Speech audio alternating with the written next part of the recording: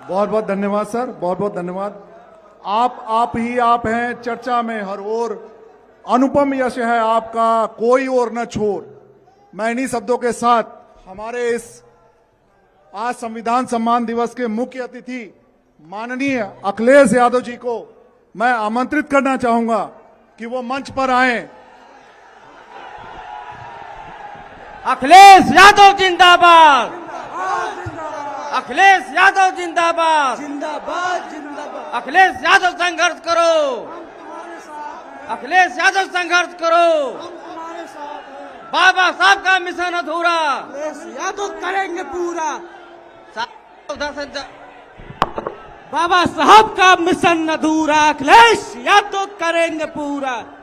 बाबा साहब का मिशन अधूरा। महाआंदोलन राष्ट्रीय मंच पर उपस्थित सुश्री सावित्रीबाई फूले, मंच पर उपस्थित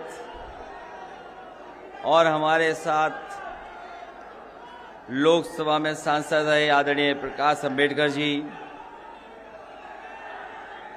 मंच पर उपस्थित आदरणीय ओम प्रकाश राजभर जी, सुबचन राम जी, अक्षय वर्णनाथ कनौजिया जी, आदरणीय भीमराव यशवंतराव अंबेडकर जी, समाजवादी पार्टी के बाबा साहब अंबेडकर वाहिनी के राष्ट्रीय अध्यक्ष मिठाईलाल भारती जी, समाजवादी पार्टी के प्रदेश के अध्यक्ष नरेश उत्तम जी, मंच पर उपस्थित बीडी नकवी जी, मंच पर उपस्थित श्रीमती पल्लवी पटेल जी, हाल ही में समाजवादी पार्टी में जुड़े बहुत ही वरिष्ठ नेता, पूर्व में रहे मंत्री आदरणीय लालजी वर्मा जी, माननीय काशीराम जी की बहन आदरणीय स्वर्ण कौर जी, और बड़ी संख्या में हमारे सभी नेता जो मंच पर उपस्थित हैं। आज के कार्यक्रम में बड़ी संख्या में उपस्थित आप सभी हमारे बुजुर्ग, नौजवान साथी, पत्रकार बंधुओं, मैं सबसे पहले सुश्री सावित्रीबाई फूले जी को बहुत बहुत बधाई देना चाहता हूं कि उन्होंने हम सब लोगों को इस मंच पर ला करके और मंच पर बैठा करके संकल्प लेने का काम किया है। और हम उनको भरोसा दिलाते हैं, मंच पे जितने भी साथी बैठे हैं, मैं उनकी भावनाओं से अपनी भावना जोड़ता हुआ कह रहा हूं कि जो संकल्प उन्होंने याद दिलाया है, हम समाजवादी लोग आपके संकल्प के साथ खड़े हैं। और जिस तरीके से अंबेडकरवादी आज आगे निकल करके आए संविधान को बचाने के लिए, हम समाजवादी लोग भी उनके साथ कंधे से कंधा मिला करके उनके साथ खड़े दिखाई देंगे। मैं अभी आदरणीय प्रकाश अंबेडकर जी और तमाम वक्ताओं को सुन रहा था। ये सच है कि आने वाले समय में क्या परिस्थितियां होंगी कोई नहीं जानता। जिस तरह के लोग सत्ता में हैं आज, वो कब क्या फैसला ले लें कोई नहीं जानता। हम आप यहां बैठे हैं संविधान को बचाने के लिए। मैं इस मौके पर बधाई भी देता हूं आप सबको, संविधान दिवस की शुभकामनाएं, बधाई देता हूं मैं आपको। और साथ ही साथ बाबा भीमराव अंबेडकर जी को भी याद करते हैं कि जिन्होंने हमें ऐसा संविधान दिया है जिसमें हम सबको बराबरी का हक मिलता है। दुनिया में ऐसा व्यक्ति कहीं नहीं मिला होगा जैसा हमारे भारत को, इस धरती को बाबा भीमराव अंबेडकर जी को मिले हमें। और कहां से निकल के आए इसका अंदाजा नहीं लगाया सकता, कहां से निकल करके आए, किस समाज से निकल करके और कहां तक पहुंच गए। आज हमें गर्व है, जिन्होंने जान दी, कुर्बानी दी, देश आजाद हुआ हमारा, हमें लोकतंत्र मिला। और लोकतंत्र की अगर कोई आत्मा है तो वो हमारा संविधान आत्मा है।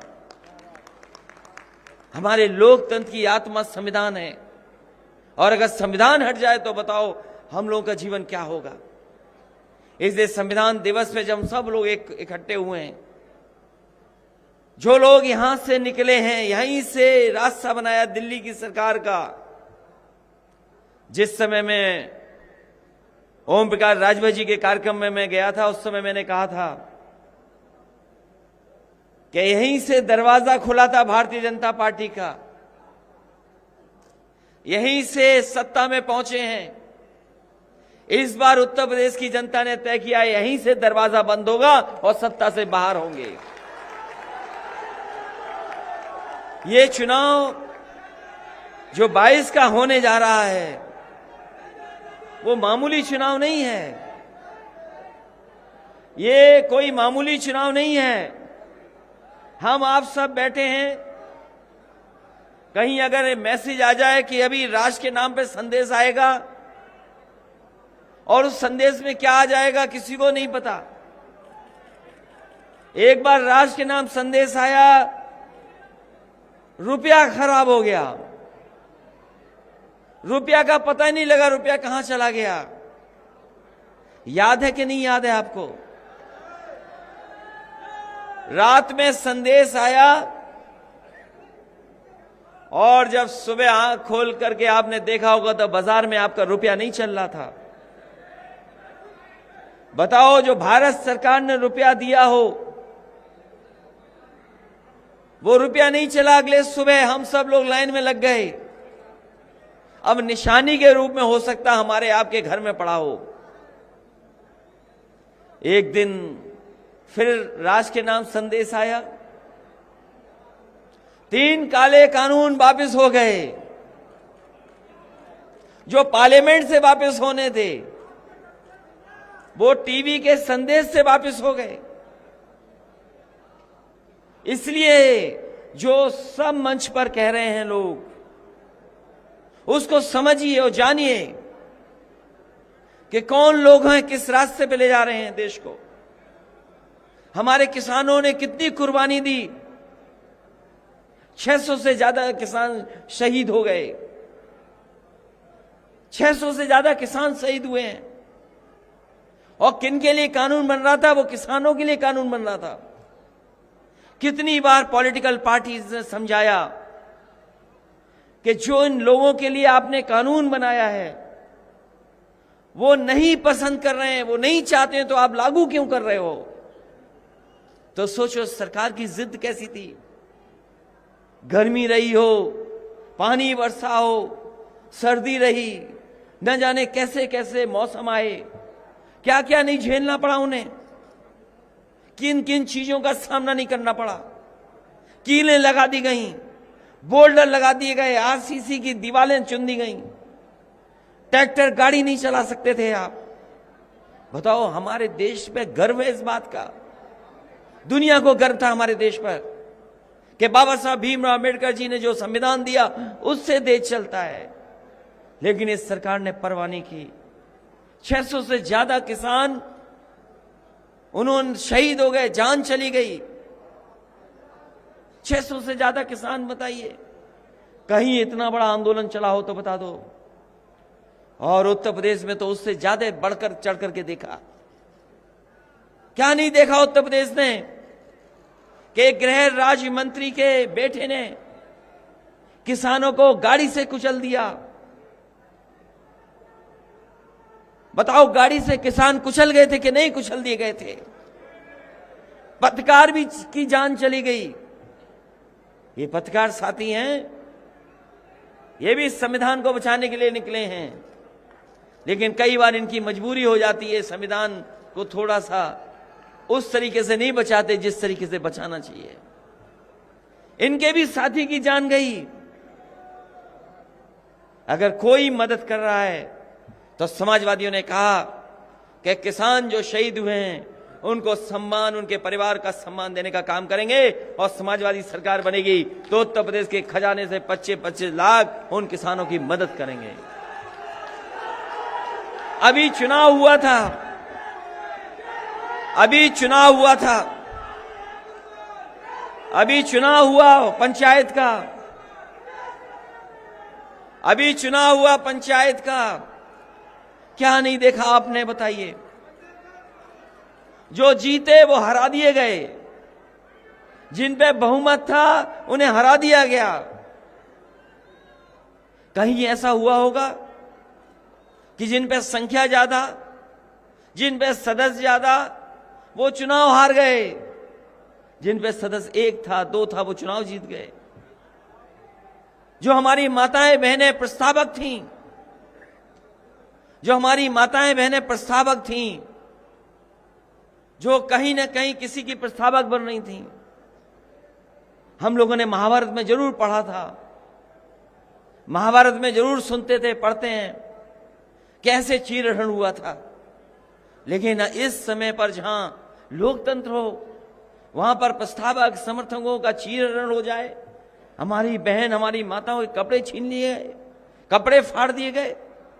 क्या हम लोगों ने नहीं देखा? हम आपने आगे ये जो हमारे तख्ती उठा उठा के दिखा रहे हैं, ये तो तख्तियां उठा रहे हैं। अगर बीजेपी की सभा में जाएंगे, अगर इनकी तख्ती उठी तो इनके लाठी पड़ेगी, इन्हें पता ही नहीं लगेगा इनकी तख्ती कहां है।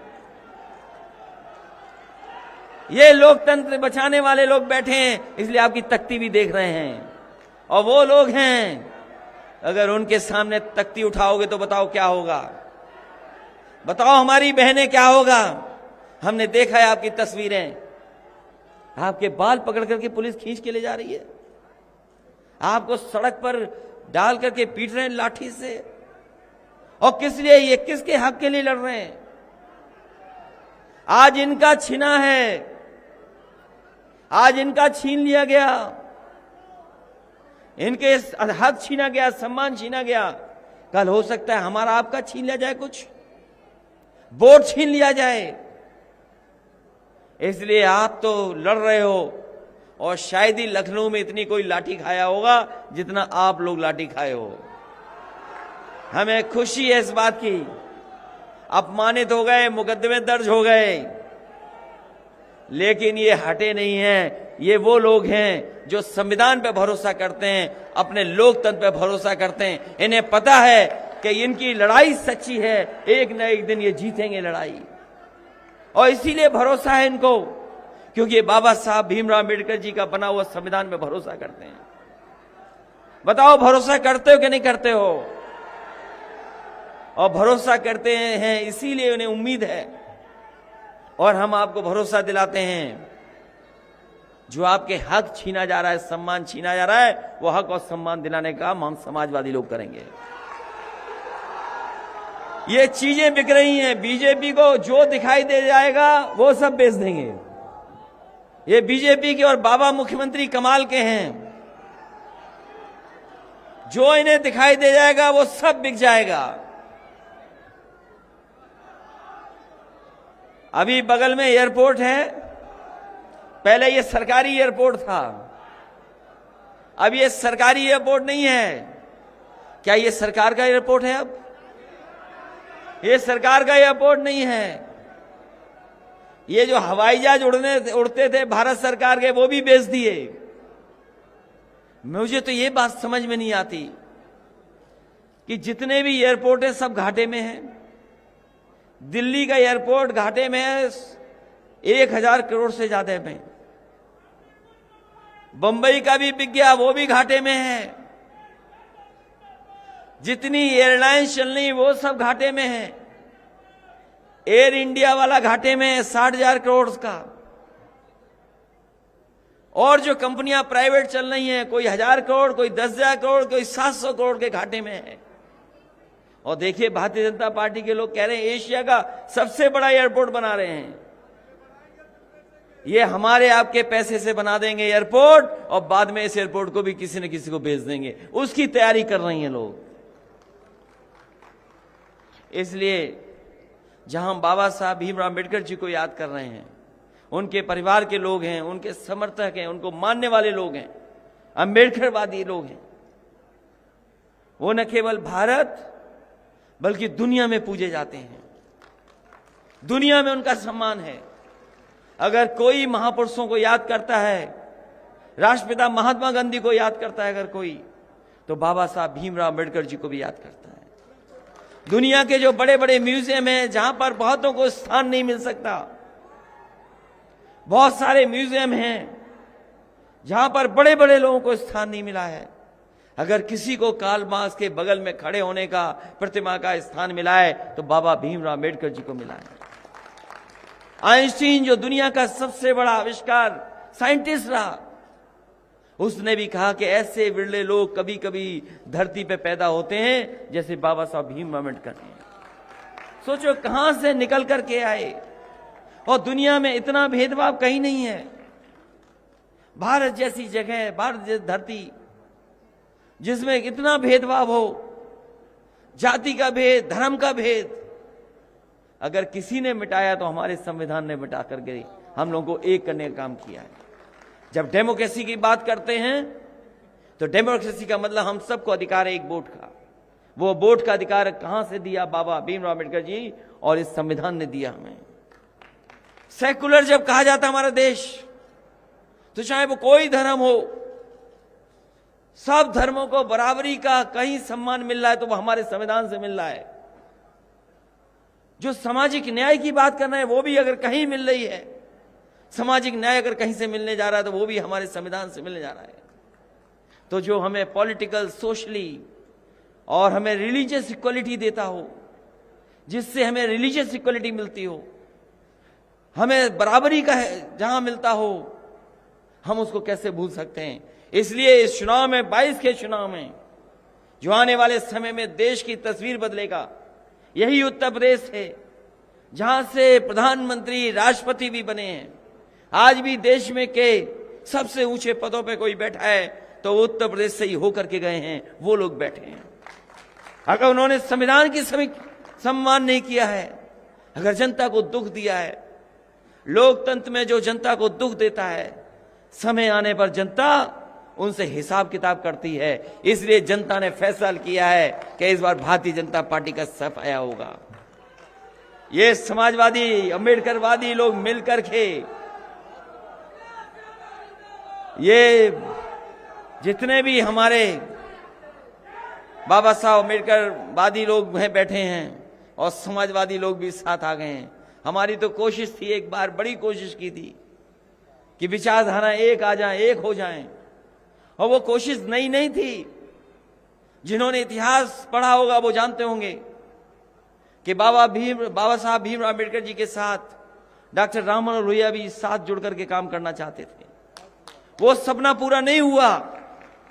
फिर हम लोगों ने एक बार कोशिश की, वो सपना पूरा नहीं हुआ, लेकिन हम लोगों ने उम्मीद नहीं छोड़ी है। 22 में वो सपना पूरा करने का काम हम सब लोग मिलकर के करेंगे।